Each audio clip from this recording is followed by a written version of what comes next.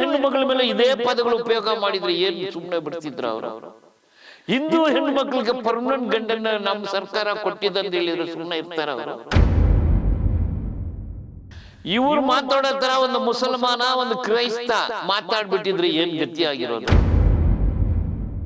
ಪ್ರಭಾಕರ್ ಭಟ್ರು ರಾಜಕೀಯವಾಗಿ ಅಪ್ರಸ್ತುತವಾಗಿದ್ದಾರೆ. ಈ ಒಂದು ಕೇಸಿಂದ ಅವರು ಲೈಮ್ ಲೈಟ್ಗೆ ಬರುವಂತ ಸಾಧ್ಯತೆಗಳು ಇದಾವೆ ಅಂತ ಒಂದು ವಾದ. ಈಗ ವೀರಪ್ಪನು ಲೈಮ್ ಲೈಟ್ ಅಲ್ಲಿ ಇದ್ದಾನೆ, ದಾವೂದ್ ಇಬ್ರಾಹಿಮು ಲೈಮ್ ಲೈಟ್ ಇದ್ದಾನೆ, ನೆಗೆಟಿವ್ ಲೈಮ್ ಲೈಟ್. ಒಂದ್ ಹೇಳ್ತೀನಿ ನಾನು, ಹಿಂದೂ ಒಂದು ಅಂತಿರಲ್ಲ, ಒಂದ್ ತಿಂಗಳು ಕಕ್ಕಸಲ ನೀವು ತಕೊಂಡ್ಬಿಡಿ, ಒಂದ್ ತಿಂಗಳು ದೇವಸ್ಥಾನ ಎಲ್ಲ ನಾವು ತಗೊಳ್ತೀವಿ. ಈ ಪುಟಕೋಸಿಗಳು ಏನ್ ಮಾಡಕ್ಕಾಗತ್ತೆ? ಒಂದ್ ದಿವಸ ಪೊಲೀಸರು ಬಂದ್ರೆ ಓಡೋಗ್ತಾರೆ. ನಮಸ್ತೆ ವೀಕ್ಷಕರೇ, ಪೀಪಲ್ ಟಿವಿಯ ವಿಶೇಷ ಸಂದರ್ಶನಕ್ಕೆ ಸ್ವಾಗತ. ಇವತ್ತು ನಮ್ಮೊಟ್ಟಿಗಿದ್ದಾರೆ ಖ್ಯಾತ ನ್ಯಾಯವಾದಿಗಳಾದಂತಹ ಬಾಲನ್ ಸರ್ ಅವರು. ಇತ್ತೀಚೆಗೆ ನಿಮಗೆಲ್ಲ ಗೊತ್ತಿರಲೇಬಹುದು, ಪ್ರಭಾಕರ್ ಭಟ್ಟರ ಹೇಳಿಕೆ ವಿಚಾರವಾಗಿ ಕೇಸ್ ದಾಖಲಾಗಿತ್ತು. ಆ ಒಂದು ಕೇಸನ್ನು ಈಗ ನಮ್ಮ ಬಾಲನ್ ಸರ್ ಅವರು ಕೈಗೆತ್ಕೊಂಡಿದ್ದಾರೆ. ಬನ್ನಿ ಅವರೊಟ್ಟಿಗೆ ಈ ಒಂದು ಕೇಸ್ ವಿಚಾರವಾಗಿ ಮತ್ತಷ್ಟು ವಿಚಾರಗಳನ್ನು ತಿಳಿದುಕೊಳ್ಳೋಣ. ಇಡೀ ರಾಜ್ಯಾದ್ಯಂತ ಈಗ ಈ ಒಂದು ಕೇಸನ್ನು ತಾವು ಕೈಗೆತ್ಕೊಂಡಿರೋದು ಜನ ಗಮನಿಸ್ತಿದ್ದಾರೆ. ಈ ಒಂದು ಕೇಸನ್ನು ನೀವು ಕೈಗೆತ್ಕೊಳ್ಳೋದಕ್ಕೆ ಪ್ರಮುಖವಾದ ಕಾರಣ ಏನಿತ್ತು ನಿಮಗೆ ಅಂತ? ಈ ದೇಶ ದೊಡ್ಡದು, ದೇಶದಲ್ಲಿ ಶಾಂತಿ ಬೇಕು. ಭಾರತೀಯರಂದರೆ 140 ಕೋಟಿ ಜನರು ಭಾರತೀಯರೇ, ಪ್ರತಿಯೊಬ್ಬರಿಗೆ ಹಕ್ಕಿದೆ. ನಮ್ಮ ಸಂವಿಧಾನದಲ್ಲಿ ಆರ್ಟಿಕಲ್ 25, 26, 27 ಯಾರು ಬೇಕಾದರೂ ಯಾವ ಧರ್ಮದಲ್ಲಿ ಇರ್ಬೋದು, ನಂಬೋದು, ಪ್ರಚಾರ ಮಾಡ್ಬೋದು, ಪ್ರಾಕ್ಟೀಸ್ ಮಾಡ್ಬೋದು. ಇದು ಸಂವಿಧಾನದ ಹಕ್ಕು. ಅದು ಸುಮ್ಮನೆ ಬಂದಿಲ್ಲ, ಸುಮಾರು 200 ವರ್ಷ ಹೋರಾಟ ಮಾಡಿ ತಂದಿರೋ ಒಂದು ಹಕ್ಕು. ಆರ್ಟಿಕಲ್ 21 ಘನತೆ ಗೌರವದಿಂದ ಒಬ್ಬ ಮನುಷ್ಯ ಬದುಕಬೇಕು. ಅವನ ನಂಬಿಕೆ ಏನೋ ಇರಲಿ, ಅವನು ಕ್ರೈಸ್ತನಾಗಿರಲಿ, ಪಾರ್ಸಿ ಆಗಿರಲಿ, ಮುಸಲ್ಮಾನರಾಗಿರಲಿ, ಬುದ್ಧಿಸ್ಟ್ ಆಗಿರಲಿ, ಸಿಕ್ಕಿರಲಿ, ಪ್ರತಿಯೊಬ್ಬರು ಘನತೆ ಗೌರವದಿಂದ ಬದುಕೋ ಹಕ್ಕು ನಮ್ಮ ಸಂವಿಧಾನದ ಹಕ್ಕು. ಅದೇ ರೀತಿ article 19 freedom of speech and ಮಾತಾಡ್ಬೋದು, ಉದ್ಯೋಗ ಮಾಡ್ಬೋದು, ಅವ್ರವ್ರ ಕೆಲಸ ಅವ್ರು ಮಾಡ್ಕೊಂಡು ಹೋಗ್ಬೋದು. ಸಿಟಿಸನ್ಶಿಪ್ ರೈಟ್ಸ್ ಪ್ರತಿಯೊಬ್ಬರಿಗೆ ಹಕ್ಕಿದೆ. ಬಟ್ಟು ಈ ಕಲ್ಲಡಕ ಪ್ರಭಾಕರ್ ಭಟ್ ಅನ್ನೋ ಒಂದು ಮನುಷ್ಯ, ಆತ ಮಾತಾಡೋದೆಲ್ಲ ಕಾನೂನು ವಿರೋಧ, ಆತ ಮಾತಾಡೋದೆಲ್ಲ ಸಂವಿಧಾನ ವಿರೋಧ, ಆತ ಮಾತಾಡೋದೆಲ್ಲ ದೇಶ ವಿರೋಧ, ಮಾನವ ವಿರೋಧ, ಮನುಷ್ಯರ ವಿರೋಧ, ಮಹಿಳೆಯರ ವಿರೋಧ, ಎಲ್ಲರಿಗೂ ವಿರೋಧವಾಗಿ ಮಾತಾಡ್ತಾರೆ. ಮತ್ತು ಏನು ಮಾತಾಡ್ತಾರೆ? ಅವರು ಎಲ್ಲರೂ ಬೈತಾರೆ, ಎಲ್ಲ ಸಂಘಗಳನ್ನು ಬೈತಾರೆ, ಎಲ್ಲ ಪಕ್ಷಗಳನ್ನು ಬೈತಾರೆ. ಅದು ಅವ್ರ ಹಕ್ಕು, ಬೈಲಿ, ಮಾತಾಡಲಿ. ಬಟ್ ಆವತ್ತು ಏನು ಮಾತಾಡಿದ್ದಾರೆ ಅಂದರೆ, ಮುಸ್ಲಿಂ ಮಹಿಳೆಯರಿಗೆ ದಿನಕ್ಕೊಮ್ಮೆ ದಿನನಿತ್ಯ ಒಂದೊಂದು ಗಂಡ ಅಂದರೆ ಅದೇನು ವೇಶ್ಯಾವಾಟಿಕನ? ಮಹಿಳೆಯರು ಒಂದೊಂದು ದಿವಸ ಒಬ್ಬನವನ ಜೊತೆ ಮಲಗ್ತಾರ?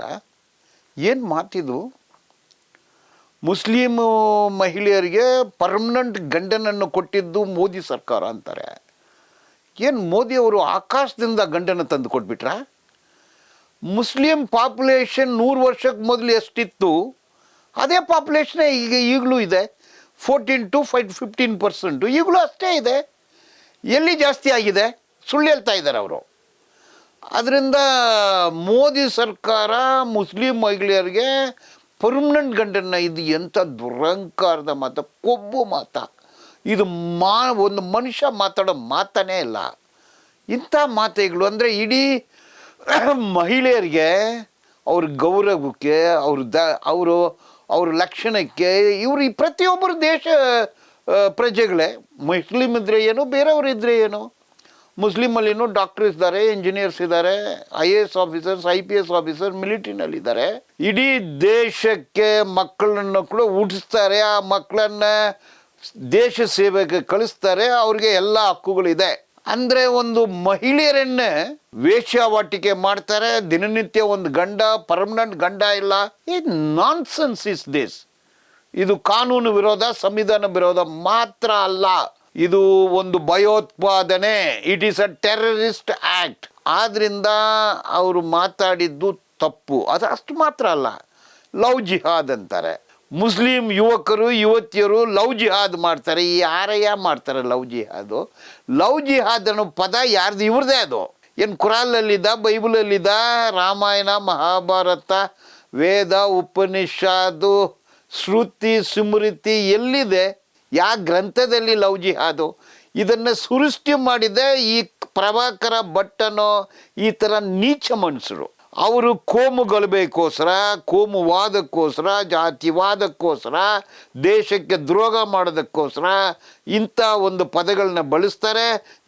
ಲವ್ ಜಿಹಾದ್ ಅನ್ನೋದು ಎಲ್ಲಿ ಇಲ್ವೇ ಇಲ್ಲ.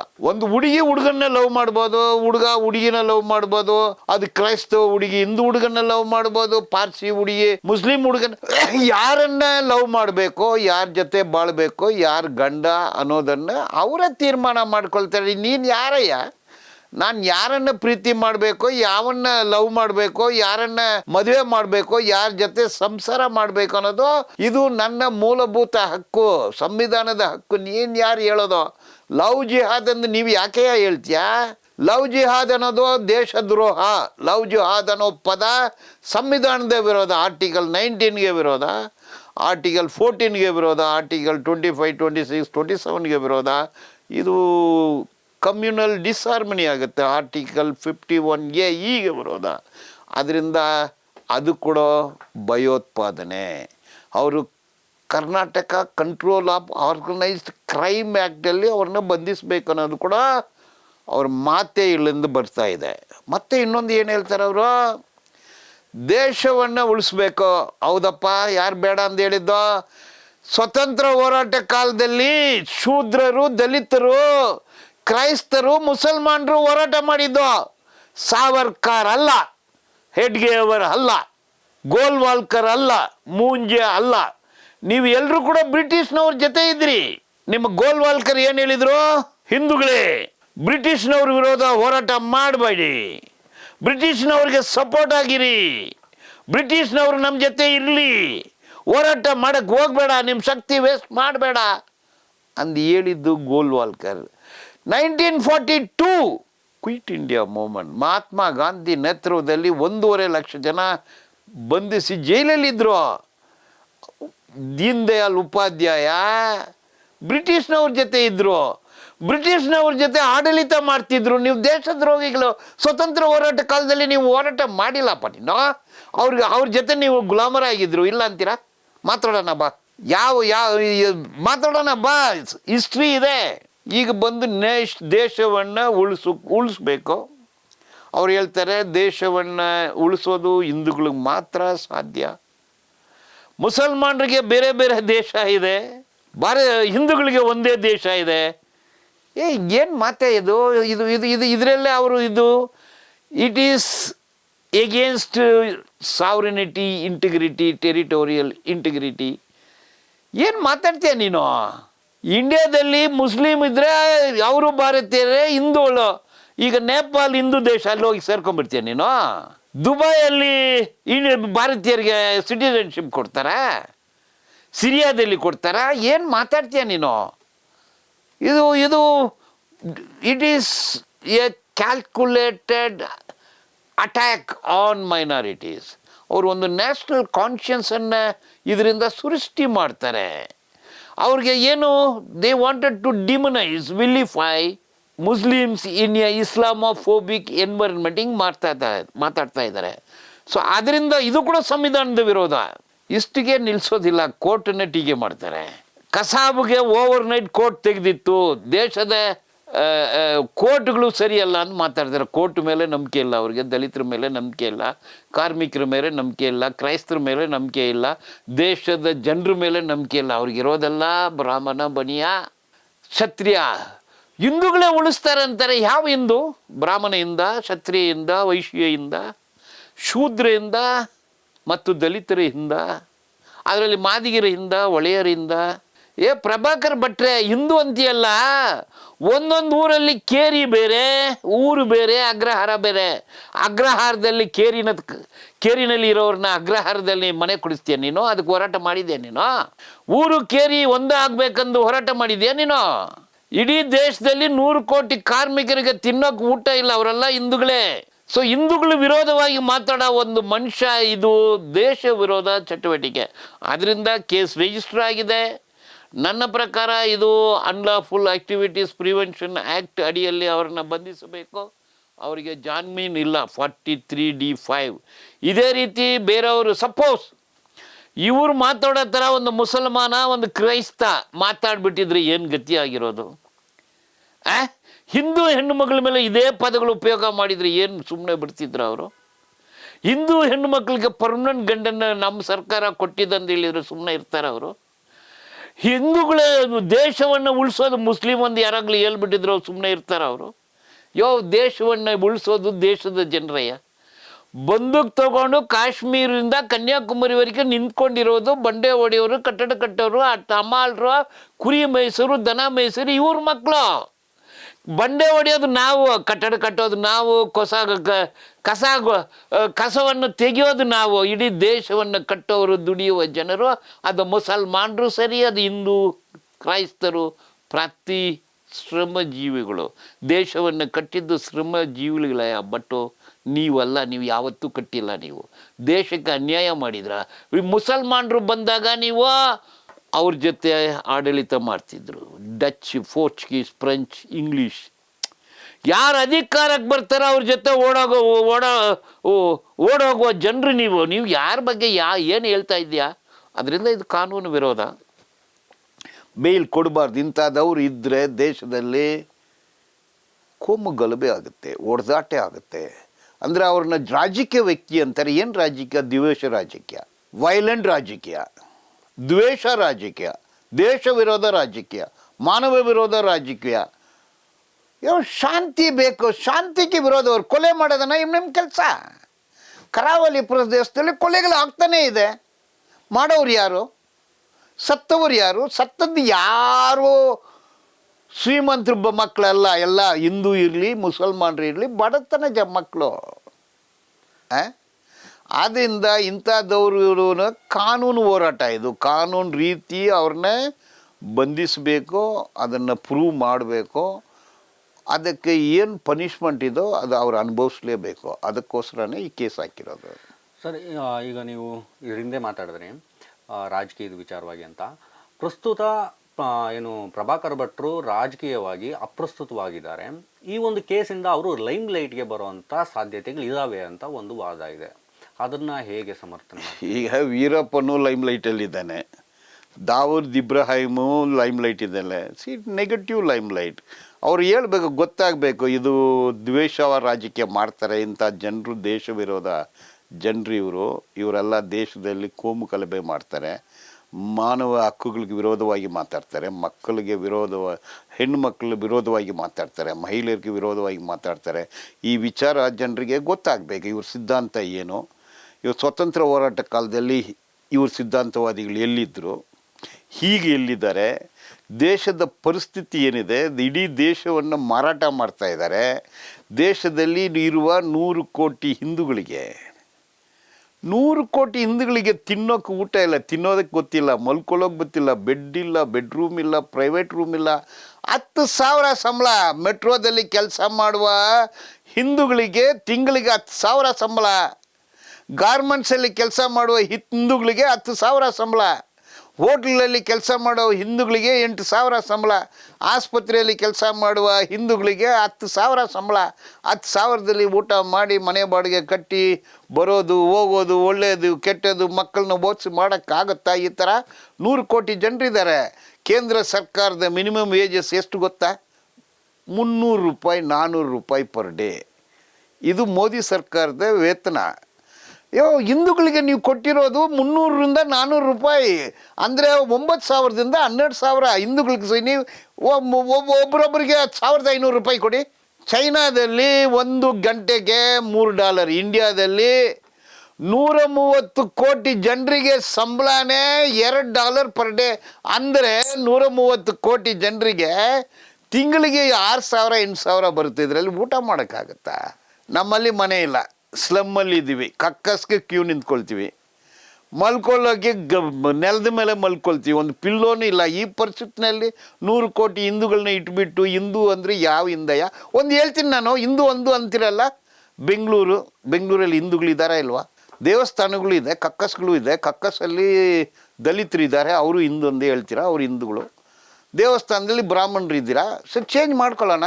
1 ತಿಂಗಳು ಕಕ್ಕಸೆಲ್ಲ ನೀವು ತಗೊಂಬಿಡಿ, 1 ತಿಂಗಳು ದೇವಸ್ಥಾನ ಎಲ್ಲ ನಾವು ತಗೊಳ್ತೀವಿ. ದೇವಸ್ಥಾನದಲ್ಲಿ ಗಂಟೆ ಹೊಡೆಯೋದು ನಮ್ಗೆ ಗೊತ್ತಿಲ್ವಾ? ಆ ಮಂತ್ರ ನಾವು ಕಲಿತೀವಿ. ಎಕ್ಸ್ಚೇಂಜ್ ಮಾಡ್ಕೊಳ್ಳೋಣ, ಆಮೇಲೆ ನೀವು ತಗೊಳ್ಳಿ ನಿಮ್ಮ ದೇವಸ್ಥಾನ, ನಾವು ತಗೊಳ್ತೀವಿ ನಮ್ಮ ಕಕ್ಕಸು. ಮಾಡೋಕ್ಕಾಗತ್ತೆ ಏನಲ್ಲ, ಇದೆಲ್ಲ ಸುಳ್ಳು ಮಾತೆಗಳು. ಹಿಂದೂ ಅನ್ನೋ ಪದ ಯಾಕೆ ಬಳಸ್ತಾರೆ ಅಂದರೆ ಅವ್ರಿಗೆ ಗೊತ್ತಿಲ್ಲ. ಸರ್, ಈಗ ಈ ಒಂದು ಕೇಸು ಮುಂದೆ ಲೋಕಸಭಾ ಚುನಾವಣೆ ಬರ್ತಾ ಇದೆ.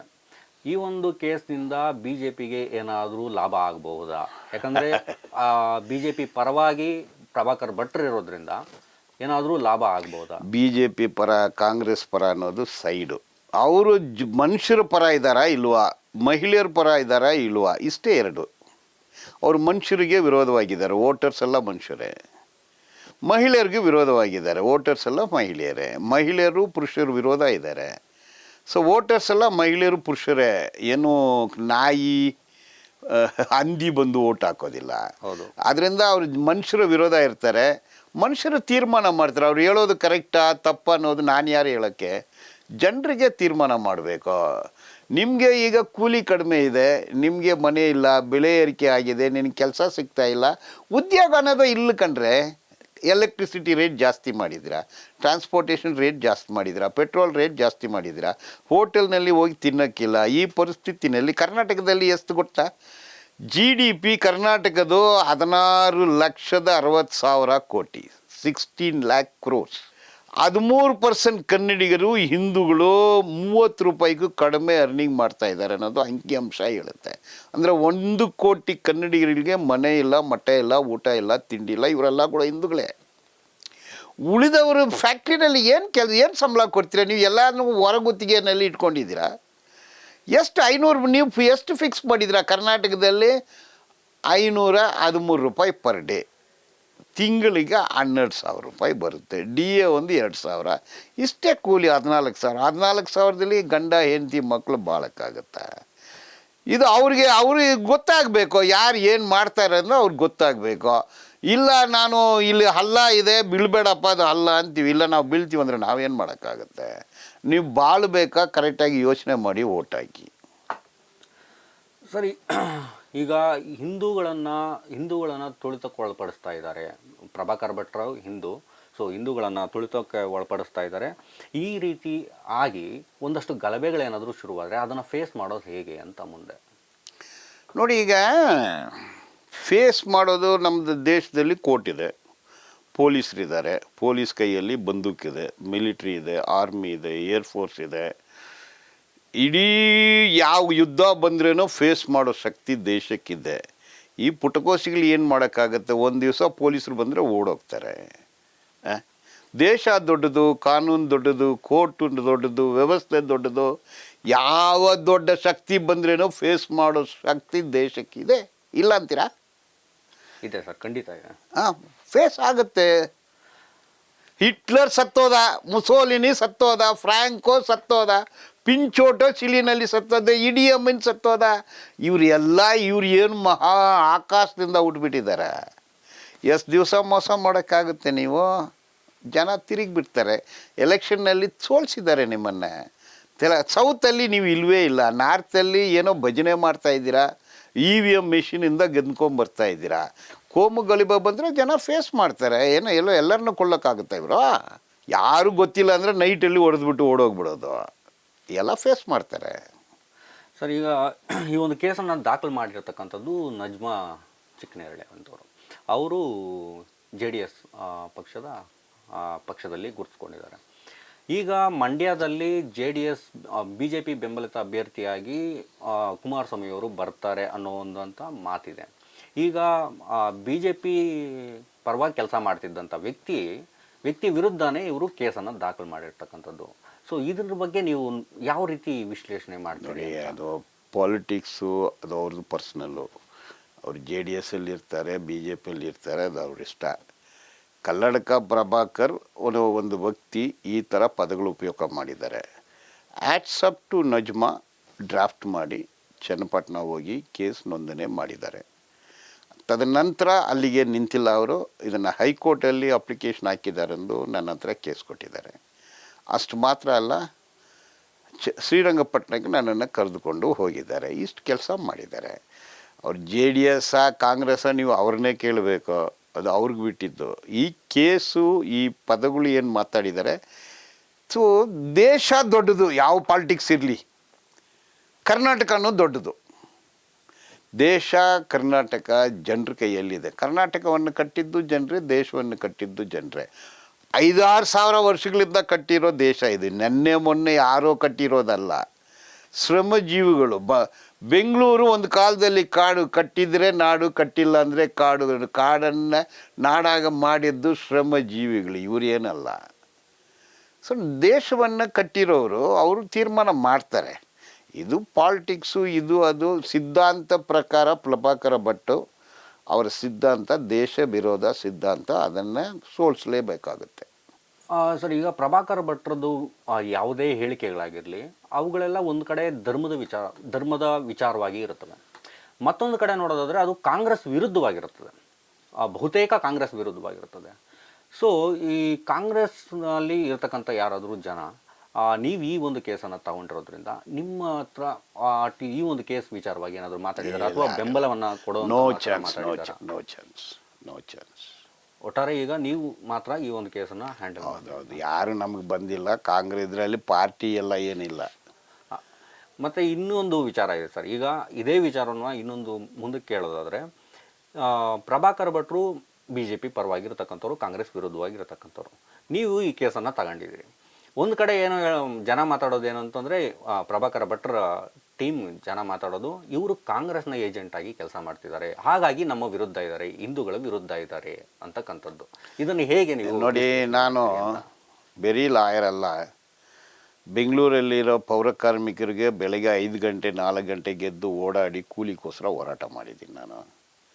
ಒಳಚರಂಡಿ ಕ್ಲೀನ್ ಮಾಡೋರು, ನೀವು ಬಂದಾಗಲೇ ಮೀಟಿಂಗ್ ನಡೀತಿದ್ದು. ಒಳಚರಂಡಿ ಅವ್ರಿಗೆ 6,000 ಸಂಬಳ ಇತ್ತು, ಈಗ 22,000 ರೂಪಾಯಿ ತಗೊಳ್ತಾರೆ.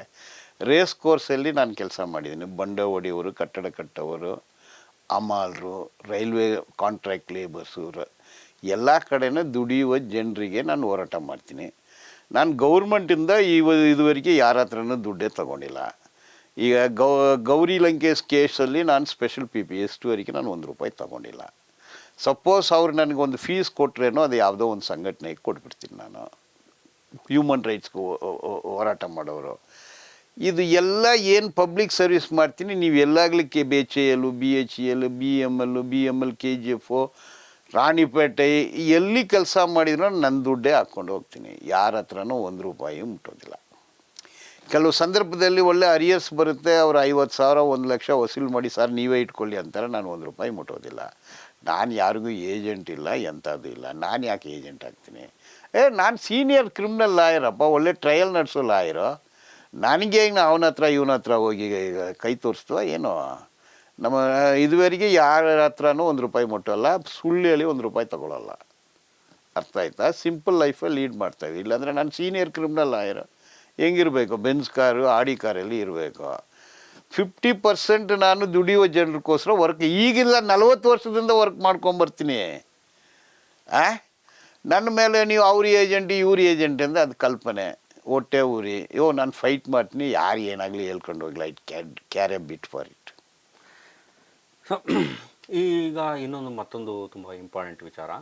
ಈಗ ಪ್ರಭಾಕರ್ ಭಟ್ರು ಒಂದು ದಿನ ಅಥವಾ 1 ವಾರ ಇವರು ಜೈಲಿಗೆ ಹೋದರು ಅಂತ ಇಟ್ಕೊಂಡ್ರೆ, ಈಗಾಗಲೇ ಕರಾವಳಿಯಲ್ಲಿ ನೀವು ಆಗಲೇ ಮಾತಾಡಿದಾಗೆ ಕರಾವಳಿಯಲ್ಲಿ ಒಂದಷ್ಟು ಕೋಮು ಗಲಭೆಗಳೆಲ್ಲ ನಡೀತಾ ಇದ್ದಾವೆ. ಕಾರಣನೇ ಇಲ್ಲದೆ ಅಂತ ಒಂದು 4 ಜನ ಮುಸ್ಲಿಮರನ್ನು ಹೊಡೆದಾಕಿದ್ರು. ಈಗ ಇವರು ಏನಾದರೂ ಜೈಲಿಗೆ ಹೋದರೆ ಅಂಥದ್ದೊಂದು ಕೋಮು ಗಲಭೆಗಳು ಶುರು ಆಗ್ಬೋದು ಅಂತೀರಾ? ನೋಡಿ, ಖಾಲಿಸ್ತಾನ್ ಟೆರರಿಸ್ಟ್ಗಳು ಓಡಿಸಿದ್ರು. ಏನೇನೋ ಟೆರರಿಸ್ಟು, ಫಾರಿನ್ ಟೆರರಿಸ್ಟ್. ಇದು ದೇಶ ದೊಡ್ಡದು. ಇದೆಲ್ಲ ಪುಟ್ಕೋಸಿ ಪೊಲೀಸರು ಕರೆಕ್ಟಾಗಿ ಕಾನೂನು ನಿಂತ್ಕೊಂಡ್ರೆ ಏನೂ ಮಾಡೋಕ್ಕಾಗಲ್ಲ. ಕಾನೂನು ದೊಡ್ಡದು, ದೇಶ ದೊಡ್ಡದು. ಈ ಕೋಮುಗಳಿಗೆ ಮತ್ತೆ ಜೈಲಿಗೆ ಹೋಗ್ತಾರೆ. ಸೊ ಎಲ್ಲೆಲ್ಲೋ ಏನೇನೋ ನಡೆಯುತ್ತೆ. ಯಾವ ಉಗ್ರಗಾಮಿ, ಯಾವ ಭಯೋತ್ಪಾದಕರು ಯಾರು ಏನೂ ಮಾಡೋಕ್ಕಾಗಲ್ಲ. ದೇಶ ಸ್ಟ್ರಾಂಗ್ ಆಗಿದೆ. ಸರ್, ಮತ್ತೊಂದು BJPಯವರೇ ಪ್ರಭಾಕರ್ ಭಟ್ರಿಂದ ಈ ರೀತಿಯಾದಂಥ ಒಂದು ಹೇಳಿಕೆಗಳನ್ನು ಕೊಡಿಸಿ ರಾಜಕೀಯವಾಗಿ ಲಾಭ ಪಡೆಯುವಂಥ ಕೆಲಸವನ್ನು ಮಾಡ್ತಿದೆ ಅಂತಕ್ಕಂಥ ಪ್ರಶ್ನೆ ಇದೆ. ಅದು ನೋಡಿ, ಅದು ನನಗೆ ಗೊತ್ತಿಲ್ಲ.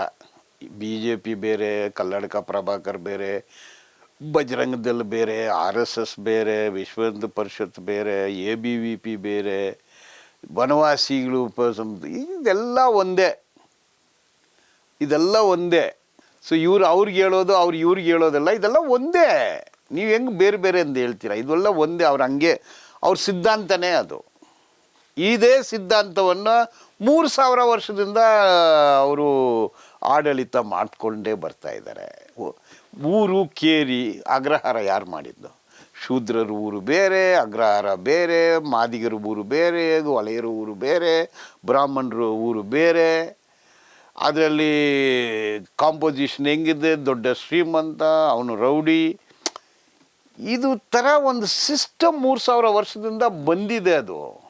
ಮತ್ತು ಅದನ್ನೇ ಈಗ ಈ ಕಾರ್ಮಿಕರ ಕಾನೂನು ಏನಿದೆ ಅದೆಲ್ಲ ಕಿತ್ತಾಕಿ ಕಾರ್ಮಿಕರನ್ನು 200 ವರ್ಷಕ್ಕೆ ಹಿಂದೆ ತಗೊಂಡೋಗಿದ್ದಾರೆ. ಈಗ ಕ್ರಿಮಿನಲ್ ಲಾನೆಲ್ಲ ಕಂಪ್ಲೀಟ್ ಒಡೆದಾಕಿದ್ದಾರೆ. ಈಗ ಹಕ್ಕನ್ನೋದೇ ಕಿತ್ಬಿಟ್ಟಿದ್ದಾರೆ. ದೇಶನೇ ಸರ್ವನಾಶ ಮಾಡ್ತಾ ಇದ್ದಾರೆ, ದೇಶವನ್ನು ಮಾರ್ತಾ ಇದ್ದಾರೆ.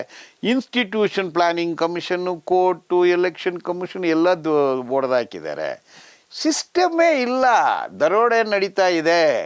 ಅದು ಹೆಂಗೆ ಆಗ್ಬಿಡ್ತಾನೆ? ಅದಾನಿ ಒಂದು 10 ವರ್ಷದಲ್ಲಿ ಪ್ರಪಂಚದಲ್ಲೇ ನಂಬರ್ 1 ದೇಶನ ಅವ್ನು ಕೊಟ್ಟ ಮೇಲೆ ಅವನು ಏರ್ಪೋರ್ಟ್ ಕೊಟ್ಟರು. ಈಗ ಮಂಗಳೂರು ಏರ್ಪೋರ್ಟು 364 ಕೋಟಿ ಬೆಲೆ ಬಾಳುವುದನ್ನು ಎಷ್ಟು 63 ಕೋಟಿ ಕೊಟ್ಟರು ಅವನಿಗೆ. 63 ಕೋಟಿ ಬ್ಯಾಂಕಿಂದ ಕೊಡಿಸಿದ್ರು. ಸುಮ್ಮನೆ ಹೊಡೆದ್ಬಿಟ್ಟ. ಮುಂಬೈ ಏರ್ಪೋರ್ಟು 29,000 ಕೋಟಿ ಅವ್ನು ಫ್ರೀಯಾಗಿ ಹೊಡೆದ್ಬಿಟ್ಟ, ₹1 ಇಲ್ಲದೆ.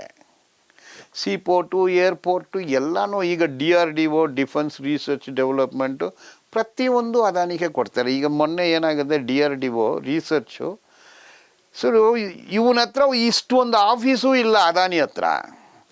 ಡಿಫೆನ್ಸ್ ಎಸ್ಟಾಬ್ಲಿಷ್ಮೆಂಟೇ ಅವ್ರಿಗೆ ಕೊಟ್ಬಿಟ್ಟಿದ್ದಾರೆ. ನೇವಿ ಅಡ್ಮಿರಲ್ ಹೋಗಿ ಓಪನ್ ಮಾಡ್ತಾರೆ.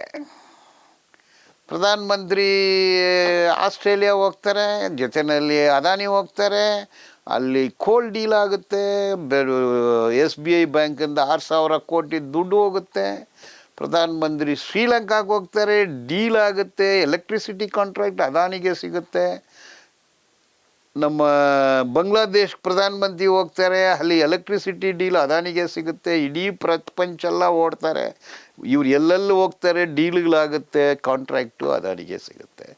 ದೇಶ ಅಂತ ಬಂದರೆ ಪೆಟ್ರೋಲು ಅವ್ರದ್ದೇ, ಭೂಮಿನೂ ಅವ್ರದ್ದು, ಆಕಾಶನೇ ಅವ್ರದ್ದು, ನೀರು, ಈಗ ಎಲ್ಲ ಸಮುದ್ರಗಳು ಅವ್ರಿಗೆ ಕೊಟ್ಟಿದ್ದಾರೆ, ಎಲ್ಲ ಪೋರ್ಟ್ಗಳು ಅವ್ರಿಗೆ ಕೊಟ್ಟಿದ್ದಾರೆ. ಈಗ ಎಲೆಕ್ಟ್ರಿಸಿಟಿ ಆ್ಯಕ್ಟ್ ತಂದಿದ್ದಾರೆ. ಇದೇನಾಗುತ್ತೆ ಅಂದರೆ ಈ ಕರೆನ್ಸಿ ಹಾಕ್ಕೊಳ್ತಾರಲ್ಲ ಮೊಬೈಲ್ಗೆ, ಆ ಥರ ಎಲೆಕ್ಟ್ರಿಸಿಟಿ ಹಾಕ್ಕೋಬೇಕು. ಅಂದರೆ ಅಡ್ವಾನ್ಸ್ ಪೇಮೆಂಟ್ ಕಟ್ಟಬೇಕು. ಒಂದೇ ರೇಟು, ಎಲ್ಲ ಕಮರ್ಷಿಯಲ್ ರೇಟೇ. ಸ್ಲಮ್ಮಲ್ಲಿರೋನಿಗೆ ಅವನ ಸಂಬಳನೇ 8,000 ಕೊಡ್ತೀರಾ. ಹೀಗೆ ಏನೋ ವಿಶ್ವಕರ್ಮ ಯೋಜನೆ ಗೊತ್ತಾಯ್ತು, ₹500 ಕೊಡ್ತಾರಂತೆ. ಅದಕ್ಕೆ ಜಾತಿ ರೀತಿಯಾಗಿ ಮಾಡ್ತಾಯಿದ್ದಾರೆ. ₹500 ಊಟ ಮಾಡೋಕ್ಕಾಗತ್ತಾ? ₹500 15 ದಿವಸ ಟ್ರೈನಿಂಗು, ₹15,000 ದುಡ್ಡು ಕೊಡ್ತಾರಂತೆ. 1 ಲಕ್ಷ ಸಾಲ ಕೊಡ್ತಾರಂತೆ. 1 ಲಕ್ಷ ಸಾಲ ತಗೊಂಡು ಏನು ಅವ್ನು ದುಡಿತಾನೆ, ಕೂಲಿ ಕೂಡ. ಇದೇನು ವಿಶ್ವಕರ್ಮ ಜಾತಿ ರೀತಿಯಲ್ಲಿ ನೀನು ಸರ್ಟಿಫಿಕೇಟ್ ಕೊಡಬೇಕು, ನಿನ್ನ ಏನು ಜಾತಿ ಅಂದು. ಅಂದರೆ ದೇಶವನ್ನು 200 ವರ್ಷಕ್ಕೆ ಹಿಂದೆ ತಗೊಂಡು ಹೋಗ್ತಾ ಇದ್ದಾರೆ ವಿಶ್ವಕರ್ಮ ಯೋಜನೆ. ಇದು ಎಲ್ಲನೂ ಬಂದು ಜಾತಿವಾದನೆ. ಅದು ಜಾತಿವಾದನೆ ಏನಕ್ಕೆ ಬೇಕೋ? ನಾನು ಲೋನ್ ತಗೋಬೇಕು ₹1,00,000, ನನ್ನ ಜಾತಿ ಹೇಳಬೇಕು. ಇಂಥ ಜಾತಿನಲ್ಲಿ ಇದ್ರೇ ಲೋನು. ನಾನು ದಲಿತನಾಗಿದ್ದರೆ ಇಲ್ಲ, ನಾನು ಮುಸ್ಲಿಮ್ ಆಗಿದ್ದರೆ ಇಲ್ಲ, ನಾನು ಕ್ರೈಸ್ತನಾಗಿಲ್ಲ ಇದ್ದೀನಿ ಅಂದರೆ ಇಲ್ಲ, ನಾನು ಗೊಲ್ಲ, ನಾನು ಕುರುಬ ಇಲ್ಲ. ವಿಶ್ವಕರ್ಮ ಅನ್ನೋದು ಒಂದು ಜಾತಿ, ಅವ್ರಿಗೆ ಮಾತ್ರ ಒಂದು ಯೋಜನೆ. ಜಾತಿ ಯೋಜನೆ, ಕೋಮು ಯೋಜನೆ, ಧರ್ಮದ ಮೇಲೆ ಯೋಜನೆ ಎಲ್ಲಪ್ಪ ತಗೊಂಡು ಹೋಗ್ತಾ ಇದ್ದೀರಾ? ನೋಡಿ, ನಾನು ಹೇಳ್ತೀನಿ, ಹಿಟ್ಲರ್ ಕಾಲದಲ್ಲಿ ಏನೆಲ್ಲ ನಡೀತು 1933 to 1945 ವರೆಗೆ ಏನು ಜರ್ಮನಿಯಲ್ಲಿ ನಡೀತು ಅದನ್ನೇ ಹಂಗೆ ಕಾಪಿ ಮಾಡಿ ಇಲ್ಲಿನೂ ಜಾರಿ ಮಾಡ್ತಾ ಇದ್ದಾರೆ. ಮತ್ತು ತೀರ್ಪು ಏನಾದರೂ ಬರ್ಬೋದು. ಈ ಒಂದು ಕೇಸ್ನಲ್ಲಿ ನೀವು ವೈಯಕ್ತಿಕವಾಗಿ ಪ್ರಭಾಕರ ಭಟ್ರ ವಿರುದ್ಧ ಇದ್ದೀರಾ ಅಥವಾ ಅವರ ಹೇಳಿಕೆ ವಿರುದ್ಧ ಇದ್ದೀರಾ? ಅವ್ರ ಹೇಳಿಕೆ, ಅವ್ರ ಮನುಷ್ಯನಿಗೆ ಅವ್ರು ನಾನು ನೋಡೇ ಇಲ್ಲ. ಅವನಿಗೂ ನನಗೇನು ಪ್ರಾಬ್ಲಮ್? ಅವರು ಹೆಣ್ಣು ಮಕ್ಕಳ ಮೇಲೆ ಅವಹೇಳನವಾಗಿ, ಅಸಹ್ಯವಾಗಿ, ಕೇವಲವಾಗಿ ಮಾತಾಡಿದ್ದಾರೆ. ಇದಕ್ಕೆ ವಿರೋಧ ಇದ್ದೀನಿ ನಾನು. ಹಾಗೊಂದು ವೇಳೆ ಮುಂದೆ ಕೇಸ್ ನಿಮ್ಮ ಪರವಾಗಿ ಬಂತು, ನಿಮ್ಮ ಪರವಾಗಿ ಬರುತ್ತೆ, ಸೊ ಆ ಒಂದು ಕೇಸ್ನ ತೀರ್ಪಿನಿಂದಾಗಿ ಸಮಾಜಕ್ಕೆ ಯಾವ ರೀತಿ ಒಂದು ಸಂದೇಶ ಸಿಗ್ಬೋದು ಅಂತೀರಾ? ಈ ಥರ ಮಾತಾಡಬಾರ್ದು, ಅದು ಯಾರೇ ಇರಲಿ. ಈಗ ಅವರವರು ಧರ್ಮ ಅವರವ್ರಿಗೆ, ಇದು ಪ್ರೈವೇಟು. ಮನೆಯಲ್ಲಿ ಪೂಜೆ ಮಾಡಿ ಪುನಸ್ಕಾರ. ಹಿಂದೂ ಬೇರೆ, ಹಿಂದುತ್ವ ಬೇರೆ. ಹಿಂದೂ ಅನ್ನೋದು ನಂಬಿಕೆ. ತಿರುಪತಿ ಹೋಗ್ತಾರೆ, ಪಳನಿ ಹೋಗ್ತಾರೆ, ಎಲ್ಲೆಲ್ಲೋ ಹೋಗ್ತಾರೆ, ನಂಬಿಕೆ. ಸತ್ತ ಮೇಲೆ ಸ್ವರ್ಗ ನರಕ ಯಾರೂ ಇಷ್ಟಪಡಲ್ಲ, ಇದು ಒಂದು ನಂಬಿಕೆ. ಈ ಪ್ರಭಾಕರ್ ಭಟ್ ಮಾತಾಡೋದು ಹಿಂದೂ ಅಲ್ಲ, ಹಿಂದುತ್ವ. ತುವ ಅನ್ನೋದು ತುವ, ಹಿಂದುತ್ವ. ತುವಾನ ಸೇರಿಸಿದ್ದು ಸಾವರ್ಕರ್ 1923ನೇ ಇಸ್ವಿಯಲ್ಲಿ. ಅವರು ಹಿಟ್ಲರ್ ಬರೆದಿದ್ದನ್ನೇ ಕಾಪಿ ಹೊಡೆದು ತುವ ಸೇರಿಸಿದ್ರು, ಹಿಂದುತ್ವ. ತುವ ಅಂದರೆ ಕೊಲೆ, ದರೋಡೆ, ಮೋಸ, ದ್ರೋಹ, ವಂಚನೆ. ಹಿಂದುತ್ವ ಅನ್ನೋದು ಪಾರ್ಲಿಮೆಂಟ್ಗೆ ಹೋಗೋ ದಾರಿ, ಹಿಂದೂ ಅನ್ನೋದು ಮೋಕ್ಷಕ್ಕೆ ಹೋಗೋ ದಾರಿ. ಮೋಕ್ಷಕ್ಕೆ ಹೋಗೋರು ಹೋಗಿ, ಅವ್ರ ಬಗ್ಗೆ ನಮಗೇನು ತೊಂದರೆ ಇಲ್ಲ, ಅದು ಅವ್ರ ನಂಬಿಕೆ. ನೀವು ರಾಜಕೀಯ ಪಾರ್ಲಿಮೆಂಟ್ ಹೋಗೋಕ್ಕೆ ಕೊಲೆ ಮಾಡ್ತೀರಲ್ಲ, ನಮ್ಮ ವಿರೋಧ ಇದೆ. ಜಾತಿವಾದ, ಕೋಮುವಾದೆಲ್ಲ ಹೇಳ್ತೀರ, ಅದಕ್ಕೆ ನಮ್ಮ ವಿರೋಧ ಇದೆ. ಸರ್, ಒಟ್ಟಾರೆಯಾಗಿ ಈ ಒಂದು ಕೇಸ್ ಬಗ್ಗೆ ಒಂದು 4 ಮಾತಲ್ಲಿ ಹೇಳೋದಾದರೆ, ನೀವು ವೈಯಕ್ತಿಕವಾಗಿ ಈಗ ನೀವು ಇಷ್ಟೊತ್ತು ನಾವು ಏನು ಮಾತಾಡಿದ್ವಿ ಕೇಸ್ ಬಗ್ಗೆ ವಿಚಾರಣೆ ಆಗಲಿ, ನಿಮ್ಮ ಒಂದು ಅಭಿಪ್ರಾಯಗಳನ್ನೆಲ್ಲ ಹಂಚ್ಕೊಂಡ್ರಿ. ಕೊನೆಯದಾಗಿ 4 ಮಾತು ಹೇಳೋದಾದರೆ ಏನು ಹೇಳ್ತೀರಿ? ಪ್ರಭಾಕರ್ ಭಟ್ರಿಗಾಗಿರ್ಬೋದು, ಮತ್ತು ನಾನು ಏನು ಹೇಳೋದಂದರೆ, ಯಾವುದೇ ಧರ್ಮ ಇರಲಿ, ಯಾವುದೇ ಪಕ್ಷ ಇರಲಿ, ಕೋಮುವಾದ ಮಾತಾಡಬೇಡ.